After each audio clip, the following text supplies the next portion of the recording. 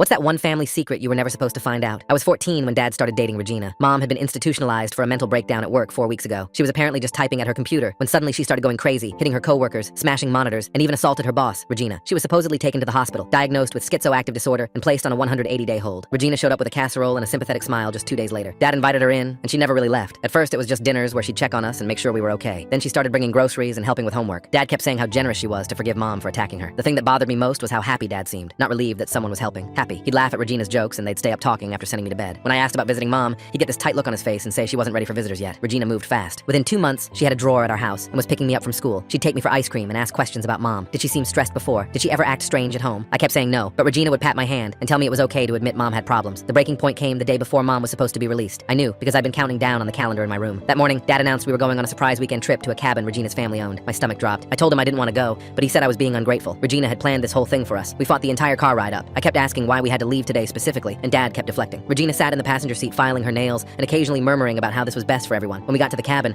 I locked myself in a bedroom and refused to come out. That night, I heard them arguing through the walls. Regina was saying something about paperwork, and Dad was worried about something being suspicious. I pressed my ear against the door and heard Regina say the words that made my blood run cold. She signed the divorce papers, Mark. We can move forward now. I snuck into the living room after they went to bed and found Regina's purse. Inside was a folder with copies of divorce documents dated 3 days ago. Mom's signature was on them, but something looked off. I'd seen Mom sign permission slips 1,000 times, and this wasn't how she wrote her name. There was also a receipt from a notary service in Regina's name and a business card for a family lawyer with Regina's maiden name. Turns out, Regina's brother was a lawyer who specialized in divorce cases. The pieces started clicking together in my head, and I felt sick. I took photos of everything with the digital camera I got for my birthday and hid it in my backpack. The next morning, I told Dad I wanted to go home. He said we were staying the full weekend, but I threw such a fit that Regina finally convinced him to take me back. As soon as we got home, I called my Aunt Sarah from the house phone. She hadn't heard from Mom since the breakdown and was shocked when I told her about the divorce papers. She said she was coming over immediately and told me to pack a bag. The confrontation was brutal. Aunt Sarah showed up with my uncle who was a cop and demanded to see Mom. Dad tried to say she was still too sick, but Sarah threatened to call the hospital directly. Regina's face went white and she suddenly had somewhere urgent to be. We drove to the psychiatric facility where I finally saw Mom after 6 months. She was sitting in a gray room looking like a ghost of herself. Her words came out slow and slurred from all the medication. She kept trying to focus on my face, but her eyes wouldn't stay still. When she saw Aunt Sarah, she started crying and tried to explain that she never signed anything. She could barely hold a pen with how much her hands shook. Before I knew it, she was telling us how her violent breakdown at work never even happened. Regina had just approached her and told her to come with her. Full story on channel, linked below.